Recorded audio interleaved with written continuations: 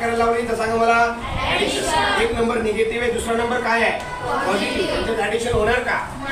काय होणार? सबट्रॅक्शन. 20 मधून 5 गेले तर किती उरतील? 15. मला सांगा हा 20 मोठा आहे की 5 मोठा आहे? 20चं साइन लावलं होतं, बरोबर आहे? कोणाकोणाचं बरोबर आहे हात वर करा. गुड, हरकत नाही. नेक्स्ट वन बघा आता. हा 13 प्लस हा काय निगेटिव्ह 7. दोन चिन्ह एकत्र येऊ नये म्हणून आपण इथे काय दिलेली आहे? ब्रॅकेट आलं म्हणजे घाबरून जायचं काम नाही. बरेचसे विद्यार्थी ब्रॅकेट आले की त्यांना ते सॉल्व्ह करता येत नाही असं काही नसतं. इथं पण बघा सरीच सांगितली ऍडिशन. एक नंबर निगेटिव्ह आहे, सॉरी एक नंबर निगेटिव्ह आहे, एक नंबर काय आहे पॉझिटिव्ह. यांच्यात ऍडिशन होणार का? काय होणार? काय होणार? करेक्शन करू नका. आपलं चुकलेलं असेल तर समजून घ्या मित्रांनो. जी चूक झाली ती पुन्हा करू नका, हुशार होऊन जाणार. लक्षात घ्या. सबट्रॅक्शन. 13 मधून 7 गेले तर किती उरतील? किती उरतील?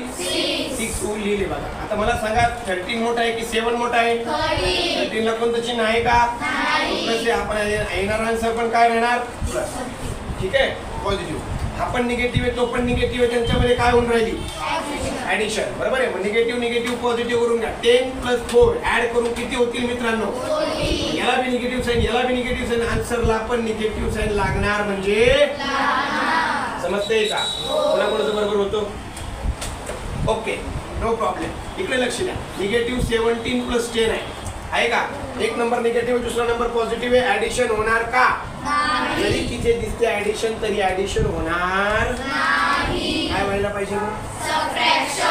17 मधून 10 गेले मित्रांनो, किती उरले? 17 मोठा की 10 मोठा? 17चं साइन त्याला लावू का? नक्की नक्की. आता थोडस फास्ट घेतो. 67 प्लस किती आहे? 67 प्लस 10 आहे. किती होणार मग? 67 प्लस 10 70 प्लस आलेलं उत्तर पण प्लस. इकडे बघा. हा बी निगेटिव्ह, तो बी निगेटिव्ह. काय केले पाहिजे यांच्यावाली? सबट्रॅक्शन. कोणतरी बोललं subtraction. Very good, clap for you. कसं काय मित्रांनो? हा बी निगेटिव्ह आहे, हा पण निगेटिव्ह आहे. इथं जे ऍडिशन, दोघांची ऍडिशन झाली पाहिजे. काय झाली पाहिजे? अरे काय झाली पाहिजे? आता मला सांगा 9 आणि 8. काही मुलांना ऍडिशन येत नाही बघा. 9 आणि 8 काय करणार? ऍड करणार. किती होईल 9 आणि 8? 17 का? किती होईल? 17 का? 17 लिहिला. चला किती दिला रे? 1. कंबाईन मध्ये पकडा. तो 1 आणि हा 3 4. 4 आणि 3 आला का? 77. आता हा पण निगेटिव्ह, तो पण निगेटिव्ह. काय आन्सर येणार? त्याला हे जमलं नाही, तो काय करेल? 39 आणि 38 यांची ऍडिशन करेल. बरोबर आहे. 9 मध्ये 8 ऍड केले, 17 झाले. Carrying over 11. 3 plus 3 6 plus 1 7. दोन्ही निगेटिव्ह असा आन्सर काय? पण इथं असं सॉल्व्ह नाही करायचं, बाजूला सॉल्व्ह करून घ्यायचं, मग तिथं आन्सर यायचं. कसं आलं? कळालं का? मला आडव्या मांडणी पण आता बेरीज करता आली पाहिजे, नाही तर असे मांडून तरी आली पाहिजे. पहिली, दुसरी, तिसरी, चौथी, 5वी, 6वी पर्यंत या गोष्टी आपल्या क्लिअर पाहिजे. कोणाकोणाचं उत्तर निगेटिव्ह 77? जबरदस्त. त्यांचं चुकलं होतं, त्याला कळालं काय चुकलं. ठीक आहे. थोडं पुढे जाऊ, थोडं पुढे जाऊ, थोडं पुढे जाऊ. एक नंबर निगेटिव्ह, दुसरा नंबर पॉझिटिव्ह. ऍडिशन करू का? काय करू मग?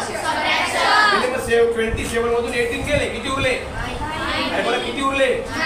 27 मायनस 18. हे तरी कमीत कमी आपल्याला जमलं पाहिजे मित्रांनो. काही विद्यार्थ्यांना समजत नाही, सर 7 छोटा आहे 8 मोठा आहे, कसे सबट्रॅक्शन करू? काय करायला शिकवलं होतं टीचर्सने? हा नंबर छोटा आहे पण याच्याकडनं हातचे घ्यायला लावला होता. पहिला फोडायचा, परत लिहायचा, याच्याकडनं घ्यायचा. किती झालं? 17. याच्याकडे किती राहिला? 17 मधून 8 गेले, किती राहतील मित्रांनो? त्याला 1 मायनस 1 किती देणार? 0. पण एवढं कॅल्क्युलेट करायची गरज नाही पडली पाहिजे तुम्हाला मित्रांनो. बरोबर आहे. 27 मायनस 18 आन्सर आलं काय? आता 27 मोठा आहे की 18 मोठा आहे? 27चं साइन त्याला लागलं. कोणते? हे होते आपले ऍडिशनचे रूल. परत त्याचं समजून सांगितले बांधव आणि डोक्यात बसले का? पुढे जायचं का मग? त्याच्यानंतर